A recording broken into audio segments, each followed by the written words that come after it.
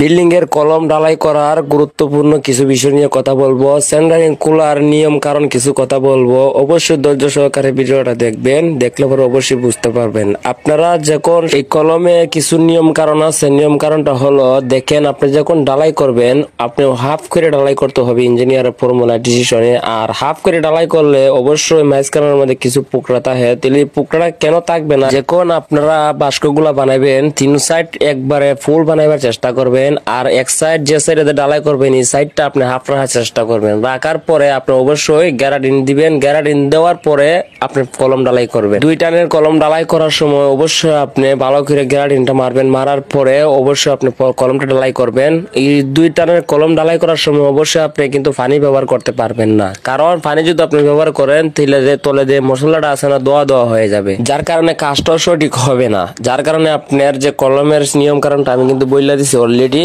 আপনারা এইভাবে কাজ করবেন। আর হ্যাঁ, আরেকটা জিনিস গুরুত্বপূর্ণ একটা বিষয় কথা বলবো, আপনারা এই ধৈর্য সহকারে ভিডিওটা দেখবেন। দেখেন সেন্টারিং কুলার নিয়ম কারণ বলবো আমি। সেন্টারিং যদি আপনারা বিম সাদ হয় তাহলে আপনারা কি করার উচিত?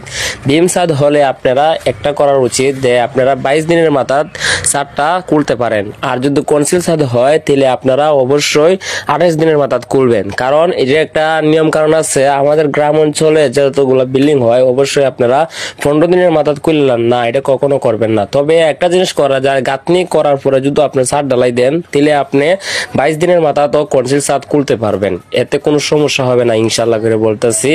আর এখানে কিন্তু একটা জিনিস আপনারা বুঝাইতেছি, দেখেন যে সেন্টারিং বাঁশগুলা কিন্তু স্ট্রং হতে হবে। কিছু কিছু কিন্তু সেন্টারিং বাঁশ যদি আপনার দুর্বলতা হয় বা দুর্বল হয় তাহলে আপনার ছাদের কিন্তু সারা জীবনের জন্য যে জায়গা লেমে যাবে এই জায়গা কিন্তু আপনি কাটা ছাড়া কিন্তু সোজা করতে পারবেন না। তাই বলতেছি গুরুত্বপূর্ণ এই বিষয়টা আপনারা মাথায় ঢুকাইবেন। আপনারা যখন বাঁশটা আছে না, বাঁশটা যদি আপনারা শক্তিশালী হতে হবে বাঁশটা, তাইলে আপনার কোনো সমস্যা হবে না। তবে আপনারা একটা জিনিস করতে পারেন, যদি দেখেন একটা বাঁশ বা দুইটা বাঁশ দুর্বল বা প্রায় বাঁশটা দুর্বল দেখতেছেন তাহলে আপনারা সেই ক্ষেত্রে 1 ফুট দূর দূর বাঁশ মারবেন। আর যদি দেখেন বাঁশটা ভালো আছে তাহলে আপনারা অবশ্যই 24 ইঞ্চি দূর দূর বাঁশটা মারলে কোনো সমস্যা হবে না ইনশাল্লাহ করে বলতেছি। আর এখানে একটা জিনিস আপনারা বুঝাইতেছি, দেখেন এই যে বিল্ডিং এর ছাদের যে রড গুলা বাড়তি রাখা হয় এটা অবশ্যই আপনারা এই কাজটা করতে হবে, যে রডের মধ্যে জং ধরলে কিন্তু আপনার কাজটা কিন্তু সঠিক হবে না। যার কারণে আপনি যদি রডটা বাড়তিও রাখেন তাহলে আপনারা অবশ্যই এই কাজটা করবেন, রডের মধ্যে রং দিয়ে দিবেন। এই যে দেখেন আমি যে কলমের কথা বলছিলাম, কলমটা দেখছেন কিরকম ফিনিশিং আইছে। আপনারা চাইলেও এইভাবে ফিনিশিং আনতে পারবেন, তবে আমি যেভাবে বলছি এইভাবে যদি কাজ করেন তাহলে ফিনিশিং আনতে পারবেন, আপনার কলমটা স্ট্রং থাকবে, কোনো সমস্যা হবে না। তবে আপনি যদি বাইবেটার কাজ করতে পারেন তাহলে আরো ভালো হয়। আপনি যদি বাইবেটারটা মারেন তাহলে আরো অনেক ভালো হয় কলমের জন্য।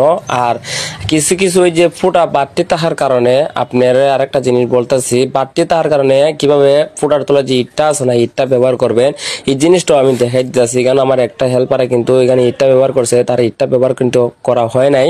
তবে কিভাবে ব্যবহার করতে হয় এটাও দেখাই দিতেছে, আর কিভাবে ব্যবহার করবেন না এটাও দেখাই দিতেছি। এই যে দেখেন তলে 10 ইঞ্চি দিয়ে যদি 2টি 3টি ইট লাগে তলে 10 ইঞ্চি দিবেন একটা, তারপরে 5 ইঞ্চি দিবেন একটা। আর যদি মনে করেন 2টি ইট লাগে তাহলে আপনি একটা 10 ইঞ্চি দিবেন একটা 5 ইঞ্চি দিবেন, এভাবে কাজ করবেন। দেখবেন কিছু কিছু জিনিস আছে আপনারা অনেকেই মনে করেন যে জিনিসটারে অবহেলা করে ভালাই, তোরা হে অবহেলা করবেন না ভাই। যেন একটা ছাদ কিন্তু অনেক গুরুত্বপূর্ণ একটা জিনিস, এইটা গুরুত্বপূর্ণ একটা বিষয়, এই জিনিস নিয়ে কখনো অবহেলা করেন নাই, যে কোনো সমস্যা হতে পারে। আর আমাদের এখানে যখন পুরা লাগানো হয় অবশ্যই আপনারা দাসার পুরা লাগাইতে গেলে 6টা ফুটা লাগাইতে গেলে 3টে ফুটা দাসার এদিকে দিবেন আর 3টে ফুটা দিবেন দাসার এদিকে। এভাবে আপনারা নিয়ম মতে কাজ করবেন, কাজে কোনো সমস্যা আসবে না। এখানে কিন্তু সুন্দর একটা দৃশ্য ভাই, যে বৃষ্টি হইতেছে, বৃষ্টি হওয়ার কারণে কিন্তু আমার কাছে অনেক সুন্দর লাগতেছে। ভাবতেছি যে একটা ভিডিও বানাই, এই ভিডিওর কিছুটা আপনারা অনুভব করতে পারবেন আর কিছুটা যেন উপকার হয় আপনারা, উপকারের জন্য কিন্তু এই ভিডিওটা বানানো হয়েছে। দেখেন কিন্তু এখানে অনেক সুন্দর একটা দৃশ্য লাগতেছে আমার কাছে। আপনারা ভাবলাম যে জিনিসটা দেখাই নেই, হয়তো আপনার কাছে ভালো লাগবে। আর এখানে বাঁশ ব্যবহার করবেন। এখানে আর একটা জিনিস গুরুত্বপূর্ণ একটা কথা বলি, দেখেন আমি যে ফুসকুনিটা দেখাইতেছি এটা কিন্তু আমাদের মাজনেরই। আপনারা চাইলে ফাঙ্গাস মাছ চাষ করতে পারেন। ফাঙ্গাস মাছ যদি চাষ করেন লাখ লাখ টাকা ইনকাম করা যায়। ফাঙ্গাস মাছ চাষ করার পরে দেখেন অনেক সুন্দর একটা দৃশ্য, আপনারা না দেখে পারলাম না ভাই। অবশ্যই সবাই বলবেন কমেন্টে ভিডিওটা কেমন হয়েছে। আর সবার জন্য দোয়া রইলো, ভালোবাসা রইলো, সবাই ভালো থাকবেন, আমার জন্য দোয়া করবেন যেন আল্লাহ পাকে আমাকে সুস্থতা দান করে। সবাইকে আসসালামু আলাইকুম রহমতুল্লাহি ওয়া বারাকাতুহু। সবাই ভালো থাকবেন, আল্লাহ হাফেজ।